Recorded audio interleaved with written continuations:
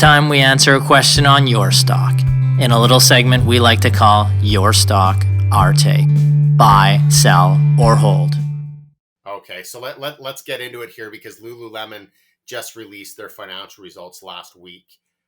We'll just walk through the stats on the company first. So LULU is the symbol. It trades on the NADSAQ, $360 per share, and a $44 billion market cap company. So they are a well-known brand globally, athletic apparel, primarily for yoga, also for other activities like running.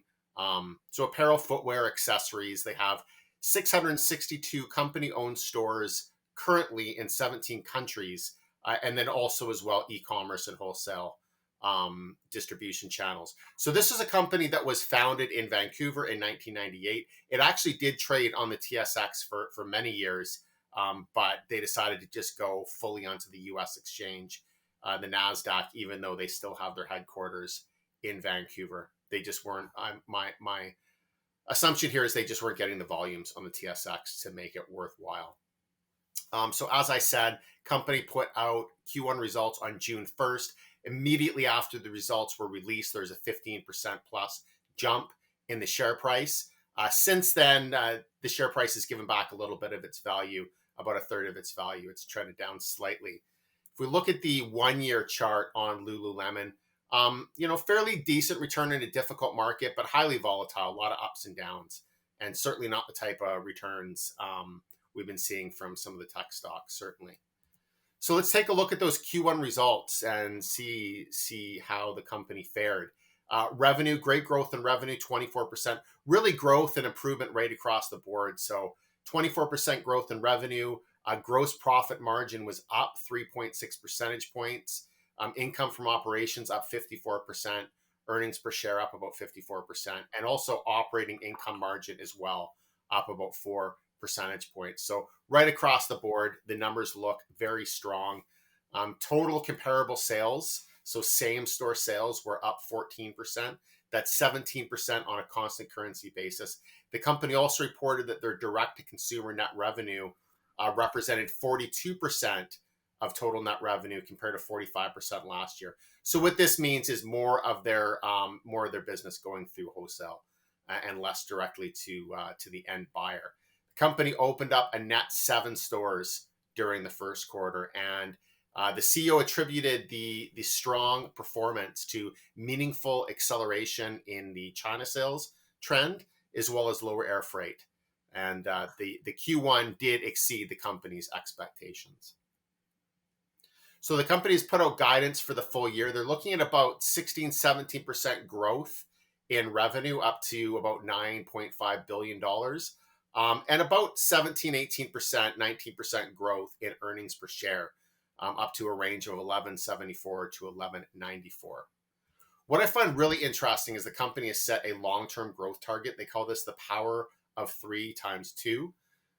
And what they're looking to do here is they're looking to double the business in terms of revenue by 2026 relative to 2021 numbers. So they reported revenue of $6.25 billion in 2021. They want to get that up to $12.5 billion by 2026.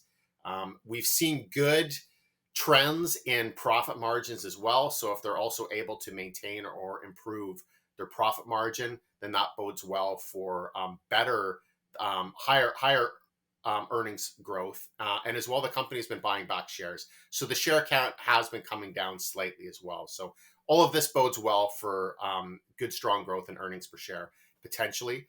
So the company's plan to achieve this, focusing, of course, on product innovation. That's always been the strategy. Experience.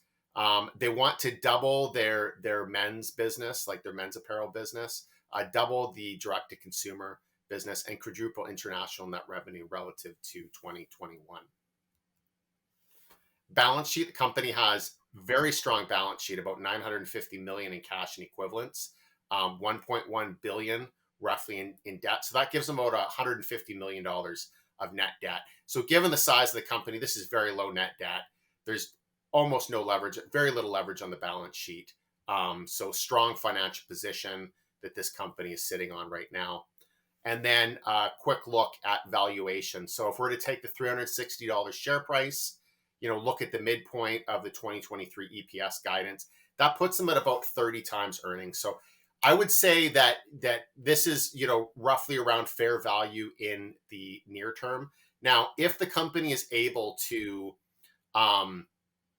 achieve its 2026 target, then you should be looking at earnings per share in the range of, say, $20 to $25, depending on if margins continue to improve and if the company continues to buy back shares.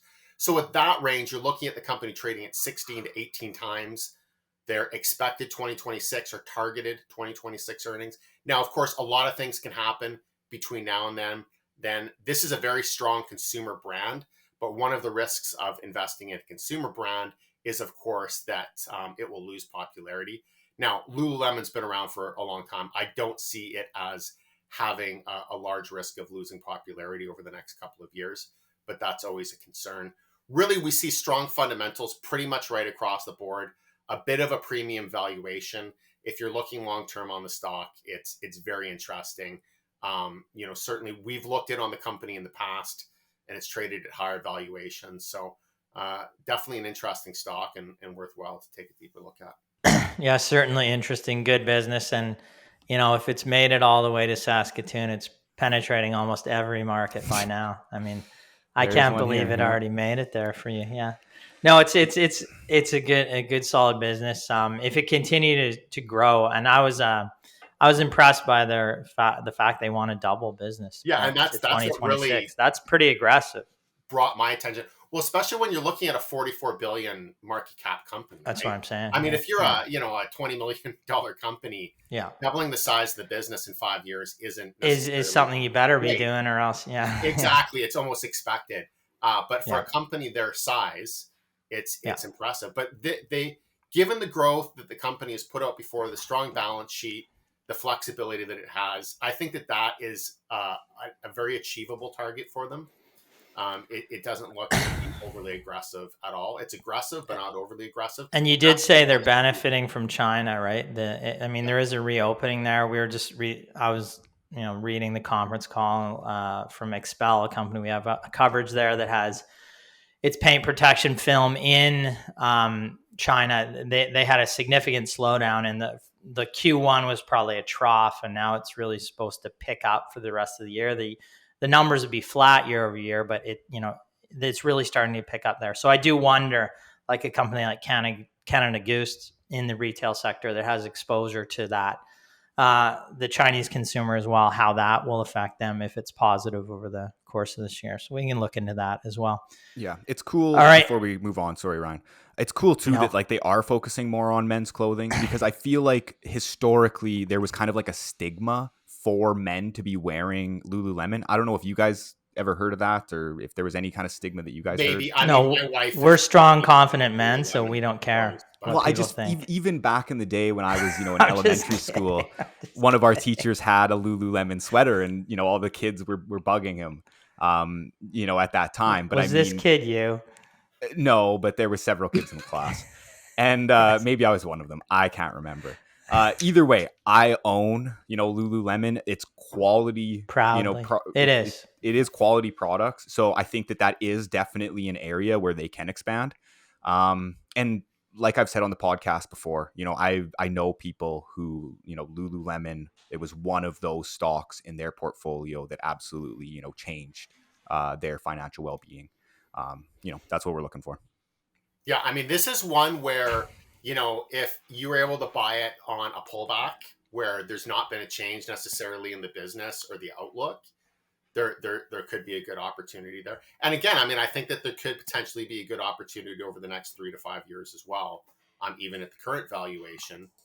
But certainly if you got it, a little bit cheaper, then the value starts to look not too bad.